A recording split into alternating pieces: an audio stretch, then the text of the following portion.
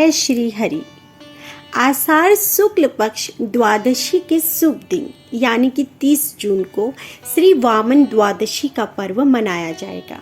यह पर्व विशाखा और अनुराधा नक्षत्र, साध्य और मातंग योग और बालवकरण के प्रभाव में शुक्रवार के दिन सर्वार्थ सिद्धि योग में मनाया जाएगा। इस दिन लता पादपारोपण का भी शुभ मुहूर्त है। इसका मतलब है कि इस दिन पेड़ पौधे लगाना बहुत ही शुभ माना जाता है। वामन द्वादशी श्री हरि विष्णु की पंचम अवतार श्री वामन देवता की कहानी है। श्री वामन अवतार विष्णु जी के पंचम अवतार के रूप में श्री कश्यप और उनकी पत्नी अदिति के पुत्र के रूप में अवतार लिया था। वामन देव त्रेता युग के पहले अवतार थे। दक्षिण भारत में वामन भगवान को उपेंद्र के नाम से भी जाना जाता है। कहते हैं मनुष्य के रूप में भगवान विष्णु का ये पहला अवतार था। विष्णु जी ने वामन अवतार में एक बौने ब्राह्मण का रूप लिया था। वामन देव को इंद्र देव का छोटा भाई भी कहा जाता है। राजा बलि के साथ भगवान श्री वामन देवता की कथा बड़ी प्रचलित है। तो आइए जानते हैं क्या है भगवान वामन से जुड़ी कथा। श्रीमद् भागवत पुराण में वामन अवतार के विषय में एक कथा आती है, जिसके अनुसार एक बार देव दैत्य युद्ध में दैत्य पराजित हुए तथा मृत दैत्यों को लेकर वे अस्ताचल की ओर चले गए। दैत्यराज बलि की इंद्र व्रत से मृत्यु हो जाती है। तब दैत्य गुरु शुक्राचार्य जी अपनी मृत संजीवनी विद्या से बलि तथा दूसरे दैत्यों को जीवित तथा स्वस्थ कर देते हैं। राजा बलि के लिए शुक्राचार्य एक यज्ञ का आयोजन करते हैं तथा अग्नि से दिव्य बाण तथा अवैध कवच पाते हैं और असुर सेना अमरावती पर आक्रमण कर देती है। असुर सेना को आता देख देवराज इंद्र समझ जाते हैं कि इस बार वे असुरों का सामना नहीं कर पाएंगे और इसलिए देवता भाग जाते हैं। स्वर्ग दैत्यों की राजधानी बन जाता है। तब शुक्राचार्य राजा बलि की अमरावती पर अचल राज्य के लिए 100 अश्वमेध यज्ञ का आयोजन करवाते हैं। इंद्र को राजा बलि की इच्छा का ज्ञान होता है कि राजा बलि के 100 यज्ञ पूरे होने पर फिर उनको स्वर्ग से कोई नहीं निकाल सकता है। तब इंद्रदेव सभी देवताओं के साथ भगवान विष्णु जी से मदद मांगने पहुंचे, क्योंकि उन्हें डर था कि राजा महाबली परम शासक बन सकते हैं। भगवान विष्णु ने सबको विश्वास दिलाया कि वो जल्द ही इस समस्या का समाधान ढूंढेंगे और उनको देवलोक वापस दिलवाएंगे। तब भगवान विष्णु जी ने वामन रूप में अदिति के गर्भ से उत्पन्न होने का वचन देते हैं। इधर कश्यप जी के कहने पर माता अदिति पयोव्रत का अनुष्ठान करती है, जो कि पुत्र प्राप्ति के लिए होता है। इसके बाद भगवान विष्णु ने वामन के रूप में शुक्ल पक्ष की द्वादशी के दिन माता अदिति के गर्भ से प्रकट हो धरती पर 5वां अवतार लिया तथा ब्रह्मचारी ब्राह्मण का रूप धारण किया। महर्षि कश्यप ऋषियों के साथ उनका उपनयन संस्कार करते हैं। वामन बटुक को महर्षि पुलक यज्ञोपवीत, अगस्त्य ने मृगचर्म, मरीचि ने पलाशदंड, सूर्य ने छत्र, भृगु ने खड़ाऊ, सरस्वती ने रुद्राक्षमाला तथा कुबेर ने भिक्षा पात्र दिया। तत्पश्चात भगवान वामन पिता की आज्ञा लेकर बलि के पास जाते हैं। उस समय राजा बलि नर्मदा नदी के उत्तर तट पर अंतिम यज्ञ कर रहे होते हैं।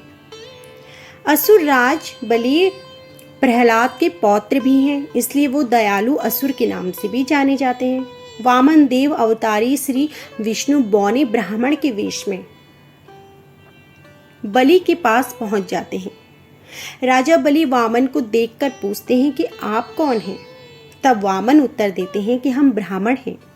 बलि फिर प्रश्न करते हैं कि तुम्हारा कहाँ वास रहा है? ये संपूर्ण ब्रह्म सृष्टि है, वही हमारा निवास है। वामन उत्तर देते हैं।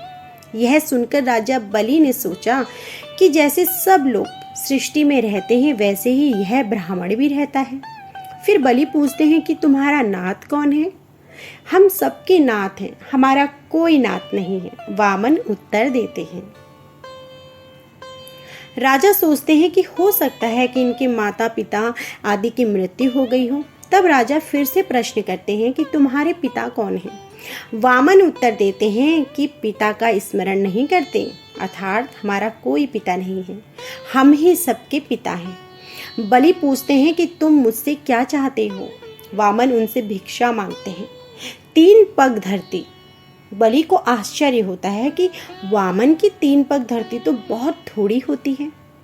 वे कहते हैं यह तो बहुत थोड़ी है। वामन कहते हैं कि इतने से हम तीनों लोकों की भावना करते हैं, अर्थात हम 3 पग में ही त्रिलोकी नाप लेंगे। राजा बलि के द्वार पर जब कोई भी जाता था तो वह उसे खाली हाथ नहीं भेजते थे। बलि ने गुरु शुक्राचार्य की चेतावनी के बावजूद वामन देव को वचन दे डाला। बलि के गुरु शुक्राचार्य बलि को वचन देने से रोकते हैं, फिर भी बलि नहीं मानते हैं। प्रजावत्सल, प्रजापालक, न्याय प्रिय राजा बलि जब वामन देवता को 3 पग धरती को नापने का निवेदन करते हैं, वामन देव ने अपना आकार इतना बड़ा कर लिया कि पहले ही कदम में पूरा भूलोक यानी पृथ्वी नाप लिया, दूसरे कदम में सारा देवलोक ले लिया। जब तीसरे कदम की बारी आई तो भूमि समाप्त हो गई थी।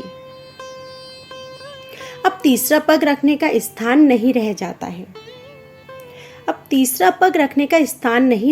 है। लेकिन वचन के पक्के राजा बलि ने अपना वादा पूरा करने के लिए तीसरा चरण अपने सिर में रखने के लिए आग्रह करते हैं। इससे प्रसन्न होकर विष्णु अवतार वामन भगवान प्रसन्न होकर अपने मूल स्वरूप में आते हैं। भगवान ठीक वैसा ही करते हैं और बलि को सूतल लोक में रहने का आदेश देते हैं। बलि सहर्ष भगवान की आज्ञा का पालन करते हैं। वामन देव ने बलि के सिर पर अपना पैर रखा, जिससे राजा बलि पाताल में पहुंच गए। इससे प्रसन्न होकर विष्णु बलि से वरदान मांगने के लिए कहते हैं और राजा बलि को आशीर्वाद प्रदान करते हैं। राजा बलि श्री हरि विष्णु से आग्रह और निवेदन करते हैं कि वे हर समय राजा बलि के साथ रहें और पाताल लोक में सम्मान और यश के साथ निवास करें। भगवान विष्णु अपना वचन पालन करते हुए राजा बलि का द्वारपाल बनना स्वीकार करते हैं। जगत जननी भगवती महालक्ष्मी के आग्रह पर राजा बलि श्री हरि विष्णु को माता को सुपुर्द कर देते हैं। तब से ही वे वामन द्वादशी का पर्व मनाया जाता है। श्री वामन अवतार को पीले पुष्पों की माला, हल्दी, पीला चंदन, गोपी चंदन आदि श्रद्धा पूर्वक अर्पित किया जाता है। इसके साथ ही विभिन्न तरह के मिष्टान एवं ऋतुफल भगवान को अर्पित किए जाते हैं और यह पर्व दान का महापर्व है। वामन द्वादशी के पावन पर श्री विष्णु के वामन अवतार की पूजा की जाती है। आज के दिन वामन भगवान को विधि विधान और श्रद्धा से यज्ञोपवीत अर्पित किया जाता है। यह यज्ञोपवीत सुनहरे पीत रंग अथवा स्वर्ण रंग के होते हैं। श्री हरि विष्णु जी को गंगा जल से स्नान कराया जाता है। शुद्ध सुनहरे स्वर्णमय कपड़े में वामन अवतार को सम्मान पूर्वक प्रतिष्ठित किया जाता है। आज के शुभ दिन एकादशी पर फलाहारी, निराहार और विभिन्न तरीके से व्रत उपवास करने का विधान है। आज के शुभ दिन ओम नमो भगवते वासुदेवाय नमः और शांताकारं भुजंग शयनम पद्मनाभं सुरेशम विश्वधारं गगन सदृश्यम मेघवर्णम शुभमंगलम लक्ष्मीकांतं कमलनयनम योगी भिर्यानगयम वंदे विष्णु भवभयरम सर्वलोकम लोकनाथम। इस महामंत्र का पाठ किया जाता है। श्री वामन भगवान को स्तुति स्मरण कर उपासना करनी चाहिए। सारे दिन सात्विकता के साथ बिताना चाहिए। श्री वामन अवतार को पीले पुष्पों की माला, पीला चंदन, हल्दी, गोपी चंदन आदि श्रद्धा पूर्वक अर्पित किया जाता है। वामन देव की पूजा करने के लिए दक्षिणावर्ती शंख में गाय का दूध लेकर उनका अभिषेक करना चाहिए। अभिषेक के बाद उनकी कथा सुने और आरती के साथ पूजा का समापन कर दें। इसके साथ ही विभिन्न तरह के मिष्टान एवं ऋतुफल भगवान को अर्पित किए जाते हैं। यह पर्व दान का महापर्व है। उदारता पूर्वक यथाशक्ति तथा सामर्थ्य के अनुसार इस पर्व पर गरीबों, असहाय और दिव्यांगों को दान करना चाहिए। आज के शुभ दिन पुण्य कार्य करने से विशेष लाभ मिलते हैं। अनेक रूपों में श्री हरि विष्णु जी की पूजा की जाती है। वामन द्वादशी के दिन शुभ दिन राम रक्षा स्तोत्र, आदित्य हृदय स्तोत्र, विष्णु सहस्त्र नाम, विष्णु चालीसा, विष्णु जी की आरती पूर्व श्रद्धा पूर्वक से गाई जाती है। वामन द्वादशी के शुभ दिन राम स्तोत्र, आदित्य हृदय स्तोत्र, विष्णु सहस्त्र नाम, विष्णु चालीसा का पाठ किया जाता है और यह आरती पूरी श्रद्धा पूर्वक से गाई जाती है। तो यह थी आज की हमारी संपूर्ण वीडियो। आशा करती हूँ कि आपको हमारी यह कथा पसंद आई होगी। यदि कथा पसंद आई